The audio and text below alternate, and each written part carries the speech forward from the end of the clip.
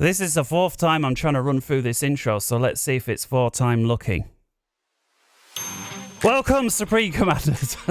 Don't stumble over your words. Don't make it a fifth. Don't make it a fifth. Yes! Setons 4 versus 4. It's weekend, and I'm desperately trying to get this intro right because it's kind of crucial as some of these players in this game get a little saucy throughout. So if you are below 18 or easily offended, best switch off now because some of the language gets a little colourful. I'm not going to do what some channels do and just turn the chat off. I always thought, oh, I don't want the chat off. I want to see what they say. Well, I'm going to let you see what they say. I'm going to allow it on the channel. But yeah, so disclaimer up front that, you know, you've been warned. Secondly, as well, decided to go ahead and put a Patreon on for the channel to help with the costs of running the channel. I'm aware some of you think it might be free. Well, if you got the computer, you don't have to pay for that again, assuming nothing goes wrong. But there are certain costs, licensing and faster internet upload and whatever, that come with it that certainly aren't free. And, you know, I don't want to bang on about it too much, so I'll just say, if you are fortunate enough to be in a position to be able to help, please consider doing so. I'm not going to be taking away anything from those who are unwilling or not fortunate enough to be able to help out, and anything that you can give is much appreciated but never expected. But for now, let's get on with the game at hand.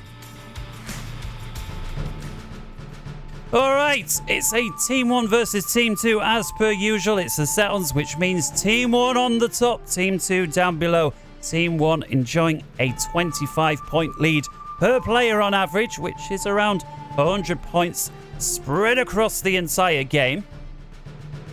As we've said, there is a bit of language, so caution on that. And this game going down just a few hours ago on the 13th of May, which is a Saturday, which is today. And so if you're catching this on the upload, here you are. All right, in we go. Now, why it says the average rating is 1548 when Team 1's 1550 and Team 2's 1575, I don't know. As I've said before, when stuff like that goes on, you'll have to ask those behind the faff lobby. All right, let's unpause, or rather, let's fade the game sounds in. Unpause, and we'll start introducing our players. I'm going to slow this one down just one notch because things start unfolding pretty quickly. And let's go just from the top in the forward position then. It's Pants. He's 1700. He's Cybran. He's going first and he's front slot for his team. Yes, the Nightmare Turtle team, lol, says Blastman. All right.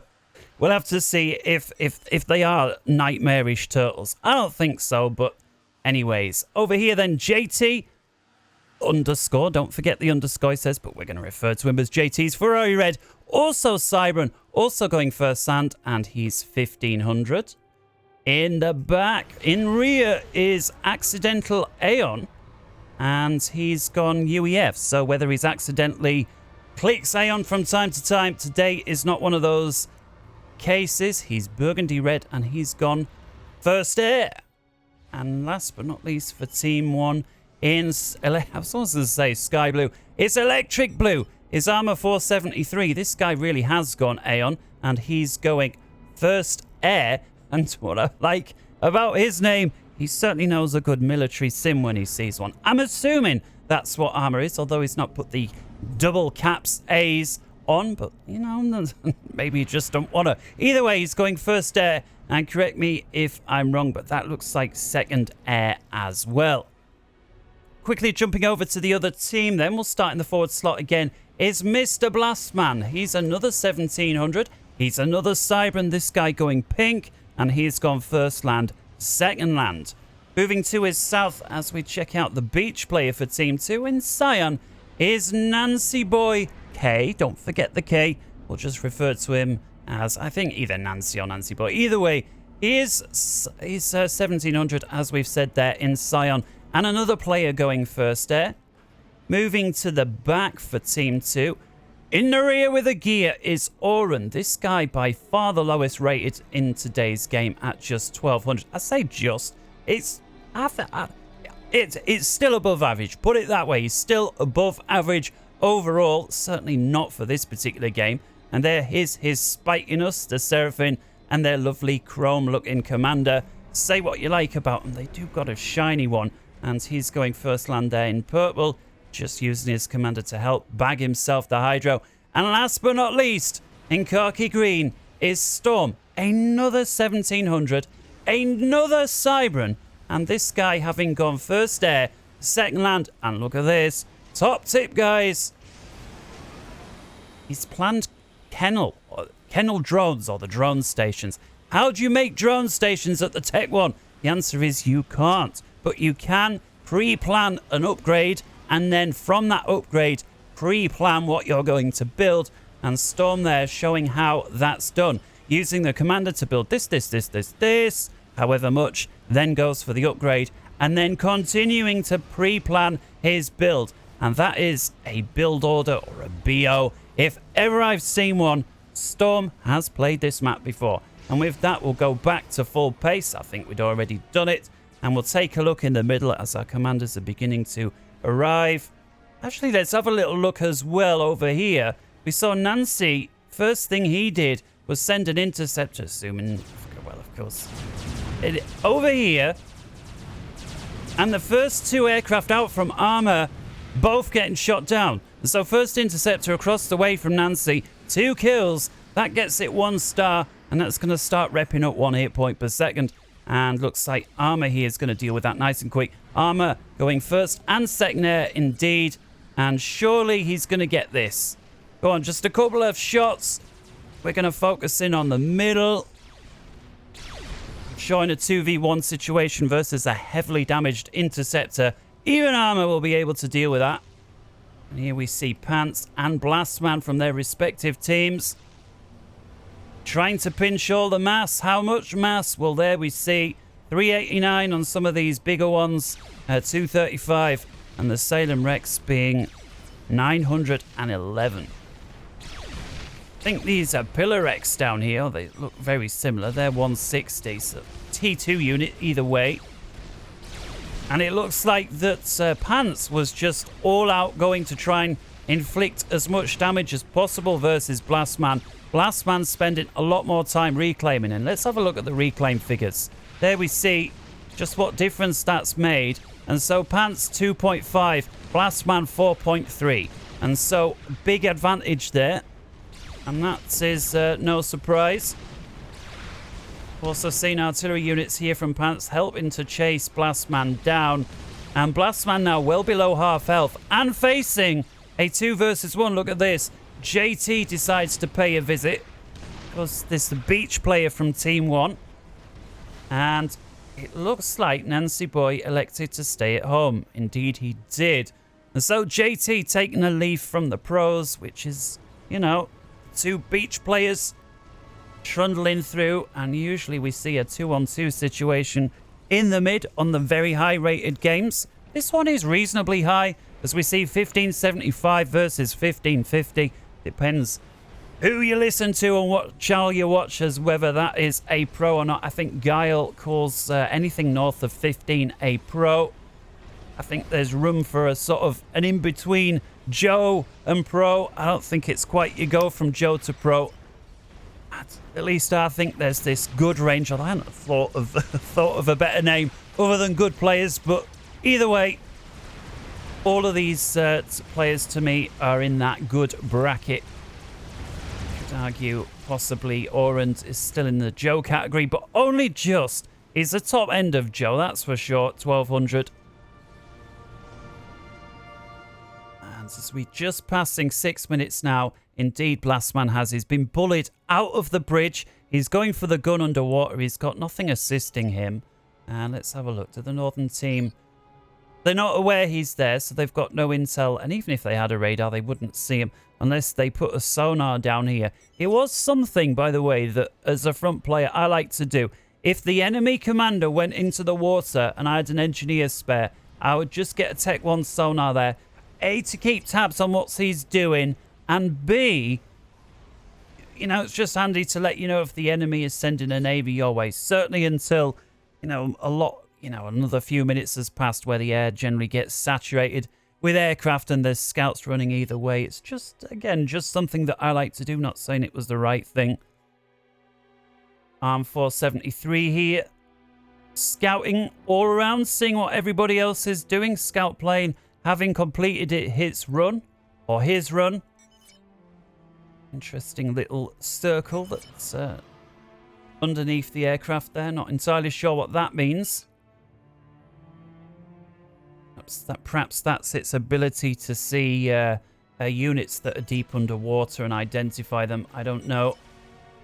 What I do know is that Nancy Boy K is the first one to get a couple of naval vessels across to the other side.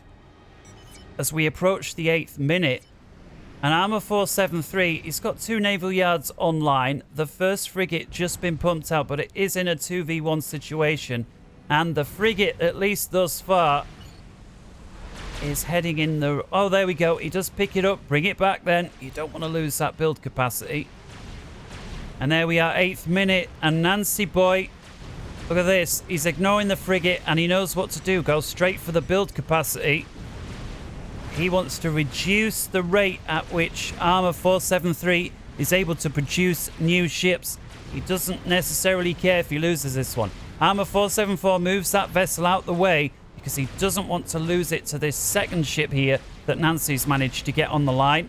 And made a mistake there. Armour 74's ship, for whatever reason, switches target to the healthy one rather than finishing off the heavily damaged frigate here belonging to Nancy, who's... Yeah, this is really messed up. Armour's build. Look at all the build capacity here going down.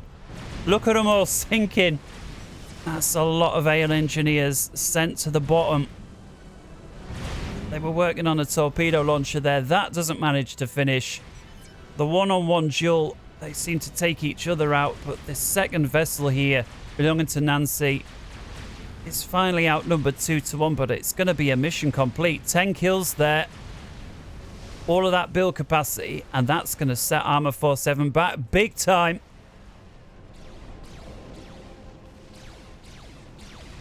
Big check in here. Blastman now got himself the stealth and the gun. And so that means Pants will not be able to see him coming. And here we see Pants, his radar extends all the way down here to this blue line. But he can't see the enemy commander unless he flies overhead. And so here, of course, is the clue. There's a gun shooting at you. I do like that Pants put on the front line a row of scouts. But, of course, unless he gets aircraft in this area, he's not going to see the enemy commander. And there is the enemy commander. We'll just check in here. See a little drop there from Pants on the 10th minute, just inside. Managing to pick off a few units, including the mass extractor there. Another scouting run here from Pants as well, over the top of Blastman's base. Blastman continuing to work here. We'll continue focusing on. We've got aircraft over here from Armour 473. No doubt trying to keep this artillery piece online. It's a very expensive mission for just that one piece that had already achieved mission. I think Pants didn't even bother moving it, having felt the mission there well complete. Back to the mid. And Blastman, emboldened with his gun and his lack of the opponent to see him, is going for it. Pants elected to go for the Tech 2. We see he's got 2 Cerberus turrets online now. Maybe working on a third. Using the Mantis to assist.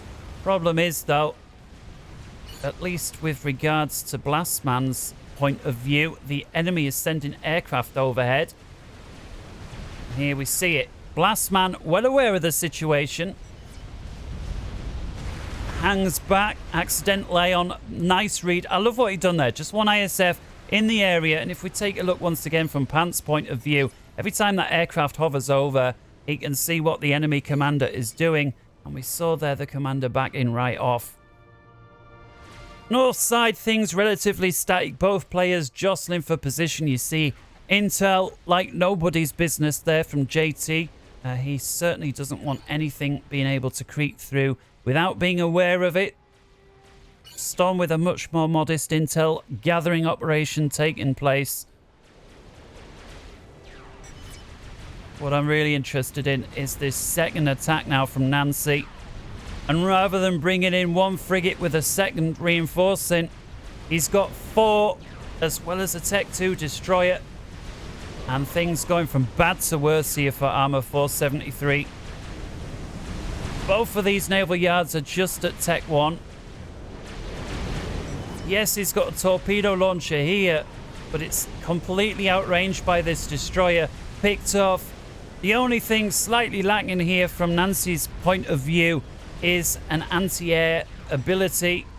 The destroyer, together with these frigates, putting out almost no anti-air capabilities whatsoever. And there we see these destroyers, or rather torpedo bombers, able to destroy the destroyers. You can get your words out right, man, with impunity. So I won't be surprised here to see a request for air. 0 air advantage against Oren, says Armor, while I'm against a 1700. You are on your own. I'm sniping Nancy, says Accidental Aeon.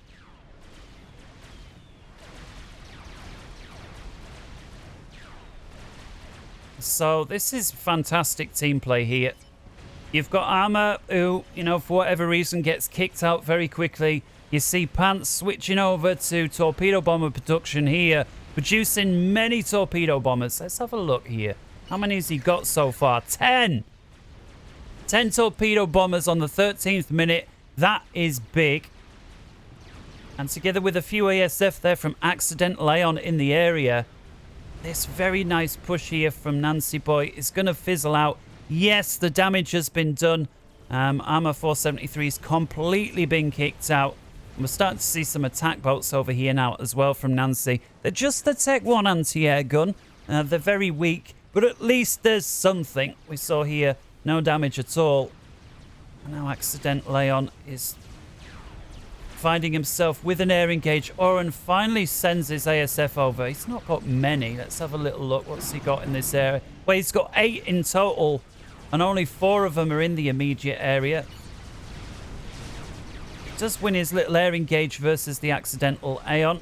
3 versus 1 remain. A lot of these, look at the very heavily damaged ASF, and they're now going to tangle round here. He's trying to finish off with the torpedo bombers, but Armor 473 is in hot pursuit with interceptors of his own.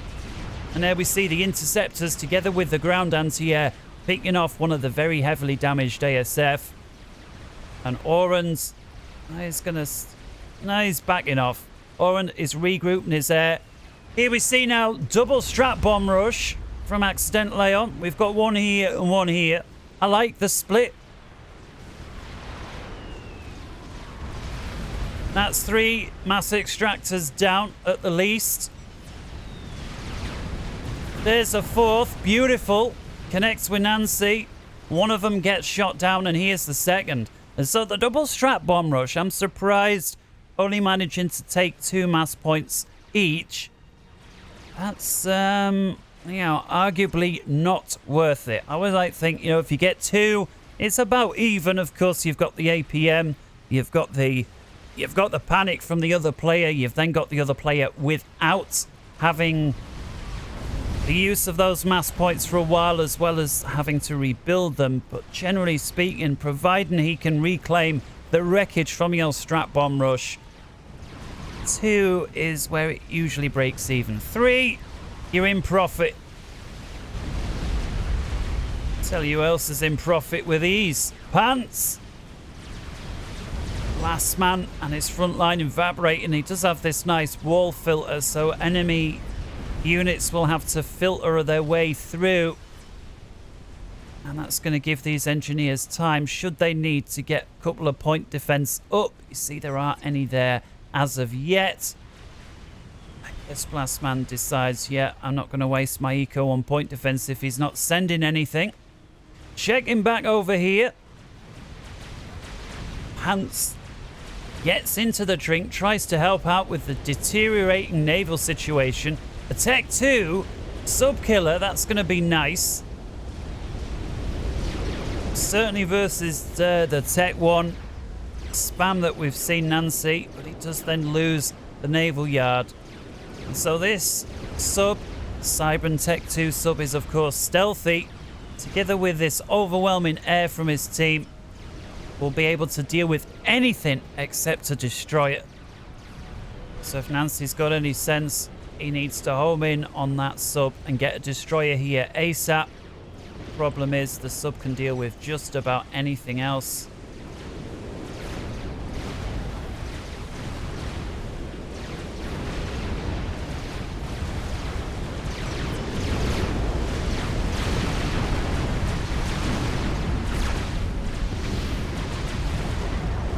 Armor dealing a lot of Tech 1 Navy. Or dealing with a lot of Tech 1 Navy.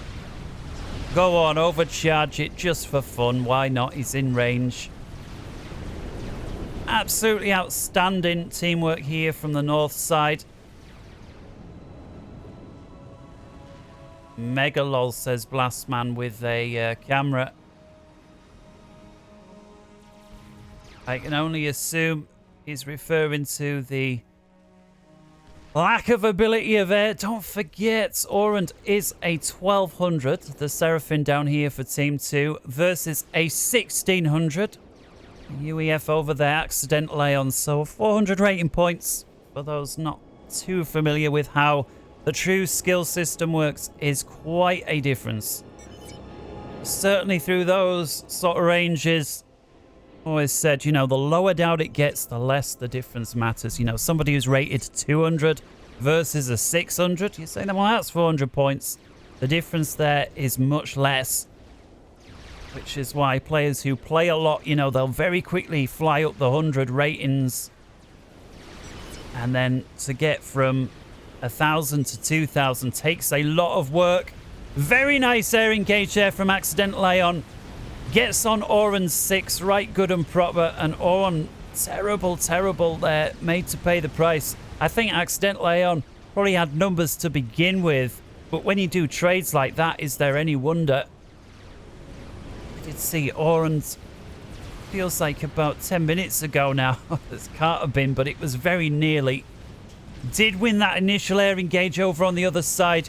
We saw Armor just tipping the balance a little bit by trickling interceptors in. We saw Pants with the torpedo bombers. Blastman asking for energy from his teammate. I think Orand is busy right now. Wake up, Sleepy Joe. He's got a marker there from Blastman.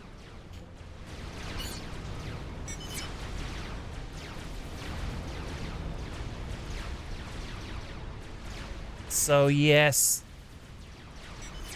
The overwhelming play there from Team 1 have managed to get Armor 473 back established in the sea, who's getting to work on a Tempest, the experimental battleship belonging to the Aeons.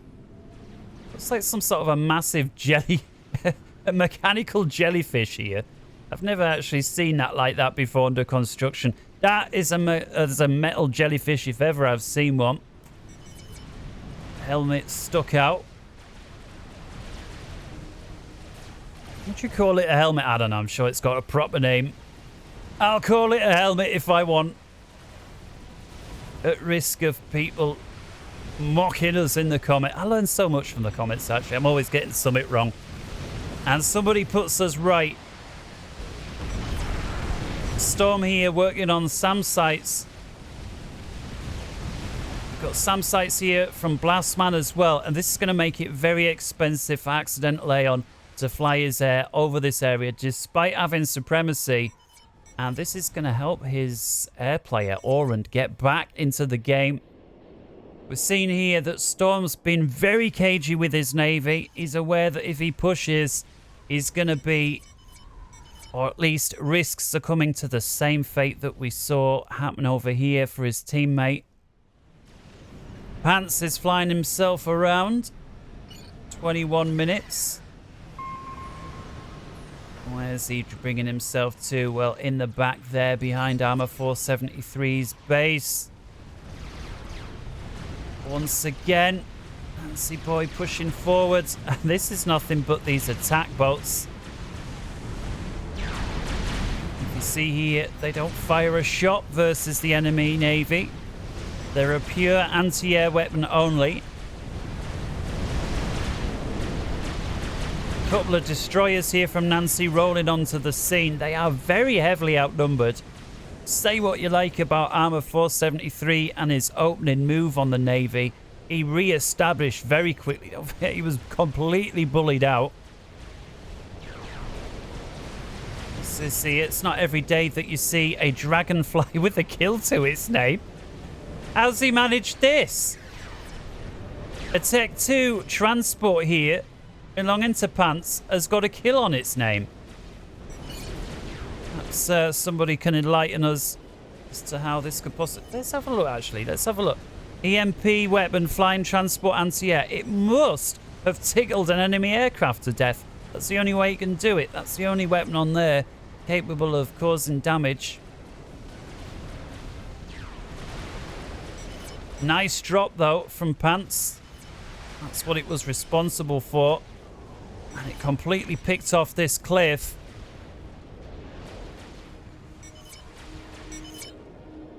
Power, power. Can you look at the chat? The stress levels are starting to increase from the team down south. Things are not going so well.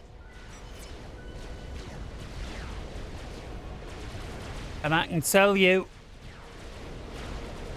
that if you're struggling to see things happening as they are, naturally, you're going to struggle even more.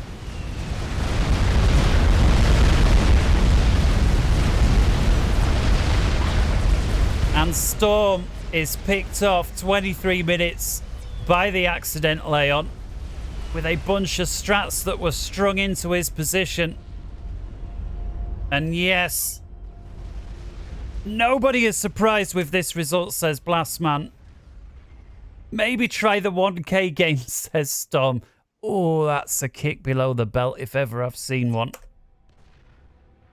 Blastman's still asking for E. All the excess energy that Oren is producing is spilling. I mean, short of him just manually donating you energy or a Tech 3 power gen, how can you be so far behind on air when your opponent made 10 strats and 100 torps? Well, let's give a little perspective on that. He didn't make the torpedo bombers, but he did make the strats. I think it's probably to do with the 400 rating points, and despite this here, yeah, we can't win. We have 0 air and all of this, right? So there's nothing like a nice little message there to lift the mood for the team. No, we're going the other way. We're going to make everybody feel even worse. Let's have a little look on the ecos. Perhaps we can figure out exactly what's happened. Oren is pulling in. Let's have a look. 340 versus 319 for accidental Aeon.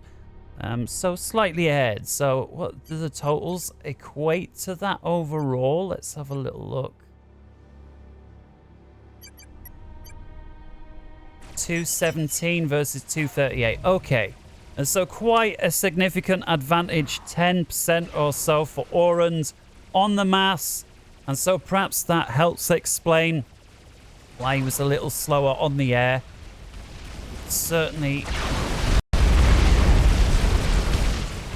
justifies some of it. And so Blastman has gone full cloaked up Mazer, but he's gotten spotted, and that can only be because there's an Omni sensor around here somewhere. And there it is. Accidental Aeon has an Omni. This absolutely has to be destroyed. Blastman realizes he's picked up. Come on, where's the air, man? Here it comes. Air from all sides.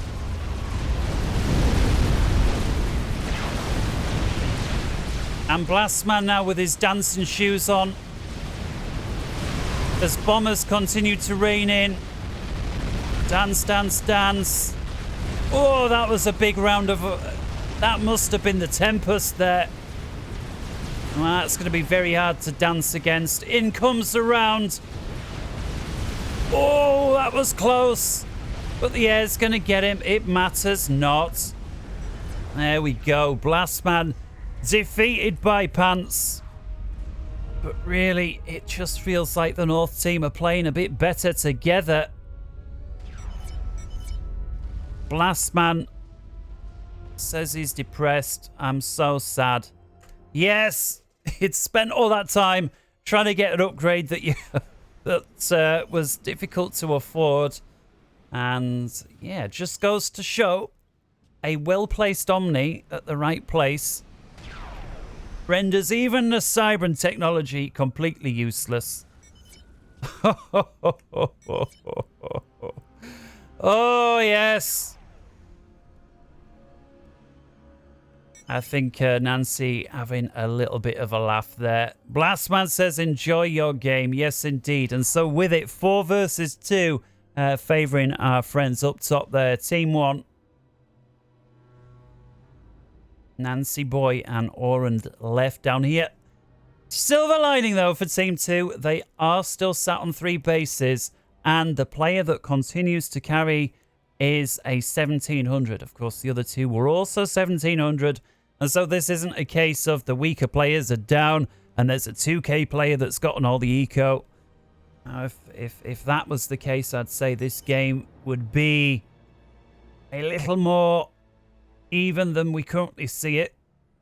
But it's certainly not over, and Nancy Boy has his work cut out for him. See JT feeling up here that he doesn't need to press. What's he got, actually? He's got a couple, 3 battleships, 2 aircraft carriers, and not very much, if any, Tech 2. We've got a couple of subs, and that's it. The rest are frigates. Perhaps hoping that the anti-air capabilities of the aircraft carriers will make do.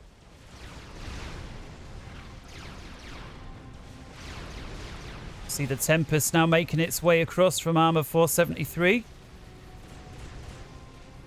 And let's have a little look at ecos overall, actually, while we're just going through this little lull briefly. 1.25 versus 1.22. And so very, very tight. That's about a 2.5% advantage to Team 1. And so that is, despite losing 2 players, this is a lot closer than it might seem. Overall, it's some of that's going to be reclaim. Speaking of, 74,000 versus 39. And so, again, big advantage to the team up top. And Armour 473 going to shut down Nancy Boy now. And a nuke out from Nancy. And this is a defensive nuke. We can see quite clearly where it's due to go. Now all of these frigates are going to tie up what's going on here. And no doubt Tempest is going to be followed up and try and pick stuff off. Look at the damage that thing can do. But this nuke is getting right close. Right close. Down she comes. He gets it. Well, defensive nuke of the century there from Nancy. And that is going to render this whole plan very, very difficult to continue to pull off. It was a fantastic plan. Overwhelm the enemy defenses, trickle the Tempest in back, and use the Tempest to pick off the more stubborn targets. Most, if not all of this, belonging to Nancy as Tech 2. Yes, he's very heavily outnumbered. But together with his point defense here, look at this. 1 kill, 1 kill, 1, 2, 2 kills. And so, yeah, look there. These Oblivion point defense are able to just deal with any of the units overrunning. He does lose 1 naval yard.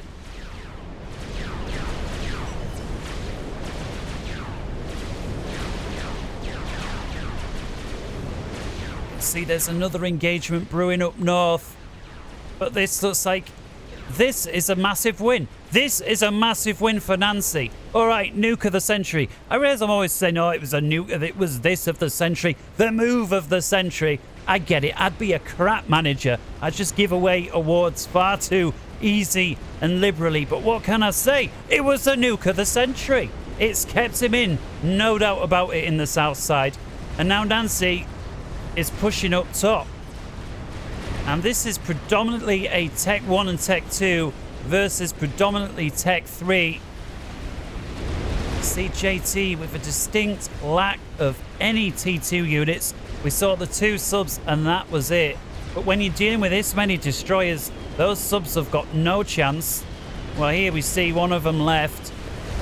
The Barracuda, and there it is, goes down without a single kill.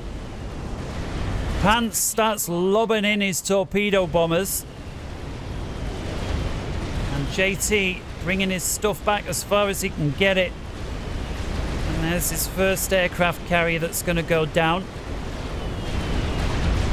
Bang. There it goes. Let's have a little look. Where's the nuke? Mass air engage in the middle. Oh, there's so much going on. Let's have a look. How's this going? Numbers looking pretty even. There we can see one player micro in, the other one isn't. I'll leave it for you to try and work out who that might be. Nuke going on to Armor 473's side. If we take a look, there is a nuke defense, but there's none in the clip. And so that's going to go his way. This air was incredibly even. Look how close. I'll tell you what isn't so even. This Navy fight. Massive advantage to Nancy, who's now following it up with a bunch of cruisers, which is vital because we can see the air is saturated with planes belonging to Team 1. Every single player on Team 1 is doing what they can here. We do see now the ASF from Oren, the few that survived the attack in the area. And with this many cruisers, how many has he got? 30 cruisers, that's sick. That is sick. This is going to be incredibly expensive for Team 1 to fly over. Team 1 are going to lose everything. And there we see. Let's have a look here. 14 ASF.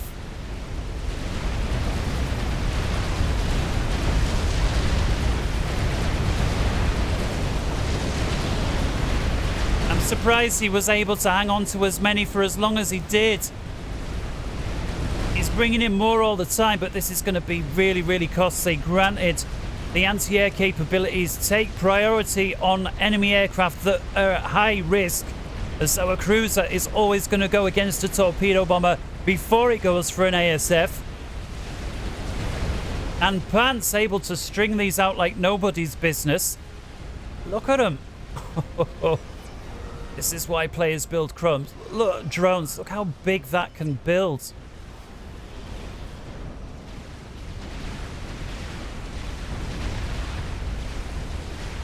Remember the Tech 3 Scout, if you piled those out, the way that they came out the factory was like a pack of cards.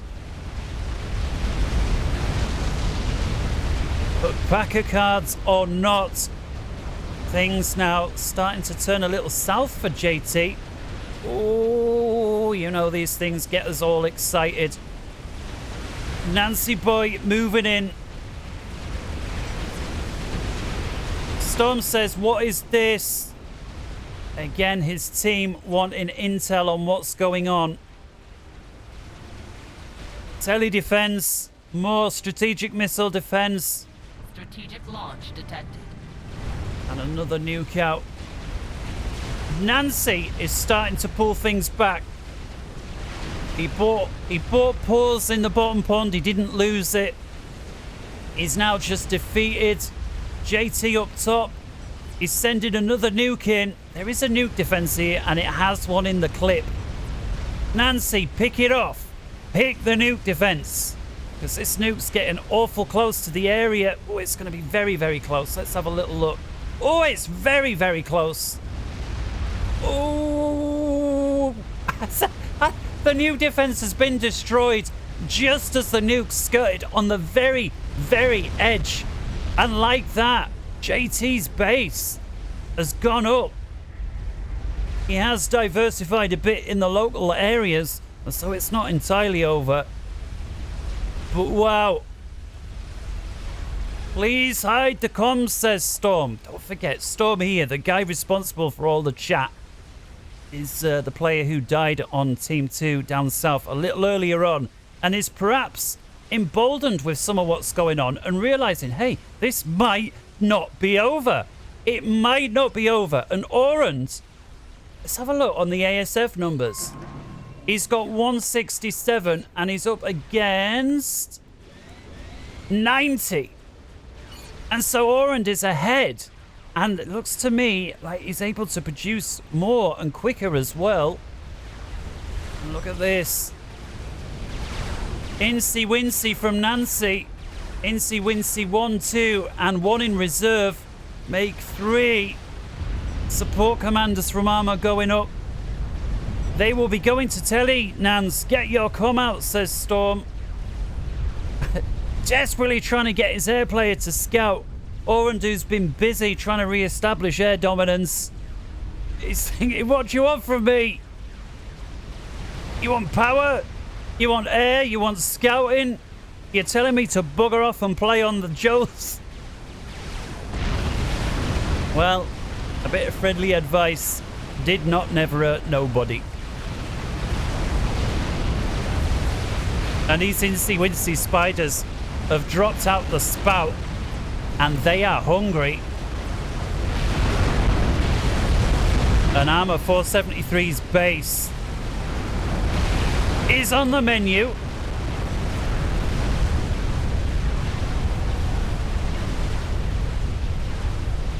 I don't know whether he really did control K. And despite the desync, I'm assured this continues to be fine. I think Armour or somebody just rage quit, causing the old desync. JT now with a couple of spiders of his own.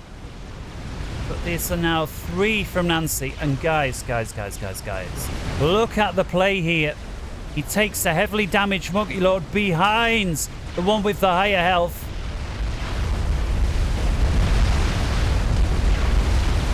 Support commanders going up. That is a lot of Cerberus turrets here. Oh, the chain reaction there when that was devastating. And now it's a 3 versus 2. And the spiders there from JT look a lot happier. Bang. Bang. And the rest is mostly spam and anti-air. So there, he's managed to get it. There is still one monkey down here, though, belonging to Nancy. The one that we saw in reserve. That went down here, methodically picking off what was going. Although, look at this. Just leave himself the Tempest and a couple online. That was with the support commanders working on it. That would have been in reach from the coastline. Quick check elsewhere. Well, look at this. Team 2 looking very, very secure now. The naval construction facilities here from T1. Nuke defense, that goes. Land factories in charge of producing engineers to help assist. They're going to go down. And yet another nuke out from Nancy. Pants cancels the Tempest. Starts reclaiming it. Let's have a little look. What's that doing? Well, he's got eco. I'm not sure what the thought process is.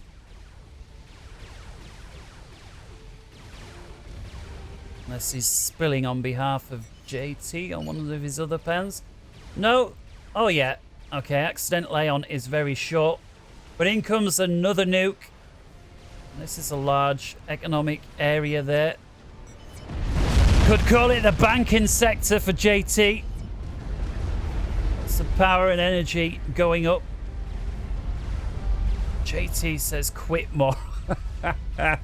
Yes, I said that players were going to start chucking toys out the pram, and the toy chucking, if it hadn't already, has now begun. Speaking of chucking things. Oh, Nancy Boy's going to rub it in even further. He's got himself a Salvation online, and that is shooting like a machine gun. Oh, an accidental Lion's got an air grid that's wide open. Oh, the first round goes in for the nuke defense. The second, you're great making nothing but eco, says Pants. Oh. Armour shit. I'm going to stop reading out the chat, guys, because it's just going to get more and more colourful from here on in. But the air grid here belonging to Accident Leon is at risk. And half of it's just gone.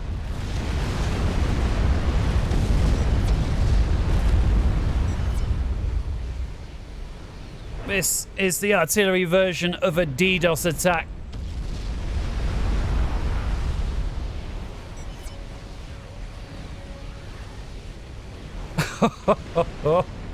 Team 1's base is disintegrating faster than a snowman in a sauna at this point. And I think that the language is going to reflect that. He put 3 ecos into north and pants jacks off with his pants on. Oh. Oh dear. Artillery fire was redirected. A Mavo that accidentally was trying to get online. It's only halfway done. He gets a shield that blinks online just in time to blink off again. Another one takes over. Recall, guys, come on. The chat is just getting bad to worse. I'll be unable to continue, or that YouTube will start and think I'm running a pornography site.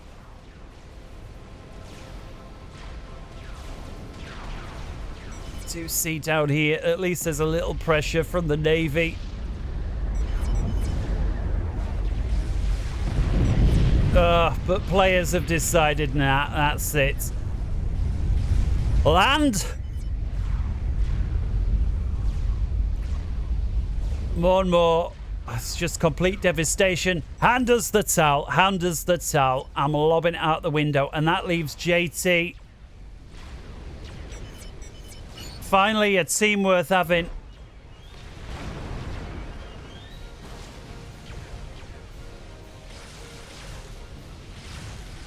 So we see JT up there. Is he gonna carry on playing?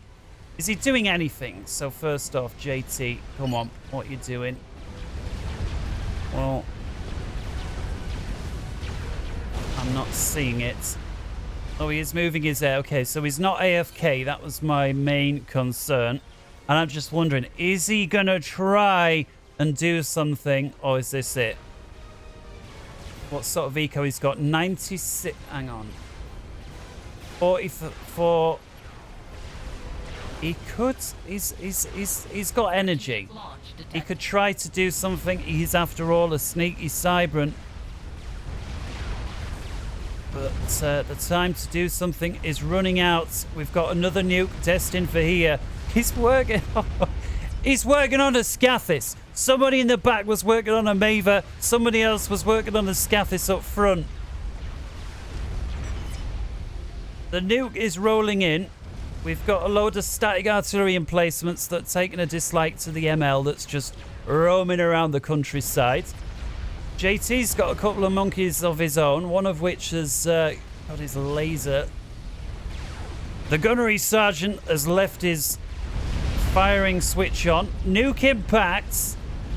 Misses the monkey lord, but importantly from JT's point of view, the Scathis is left online. 99% complete. Nancy Boy starts moving in. Incy Wincy takes out the nuke defense. Takes out... Oh, and here he goes. Scathis is online. Scathis is finished. It starts raising up its thingy. Ouch, ouch, man. Jeez. That is gonna... Oh... And Orange has completely dominated the air now as well. Storm... JT ain't playing anymore. He's just busy looking at who to blame. Oh dear, what a game. What a comeback, man. Let's pick up the pace there. Incredible play from that, you know, regardless of the colourful language on this one. And again, I'm sure these guys, you know, I know these guys are not normally like this. We've covered all of these at least once or twice before. It just goes to show we can all have an off day, or we can all have a day where we get overly involved with something. And, you know, somebody starts saying this, you say something back. He said, she said, you said, I said. And that's what's this been. You didn't do this, well, he did that. Well, they were working together. Yeah, blah, blah, blah, blah, blah. You know what it's like. And yeah, let's continue picking up the pace. Do him a favor and just finish him off. I think Oren's saying, no, I've worked too hard to get air dominance. Just let me have 2 minutes worth before you finish me off. And there we go. They've taken a real dislike to him now. And that's it. JT there. 46 minutes, 40 seconds. Starts going up in smoke. Ladies and gentlemen, I do hope you enjoyed that one. What a fantastic game it was. I realise not quite as long as some of the ones that we have been casted, but you know, can't all be epics.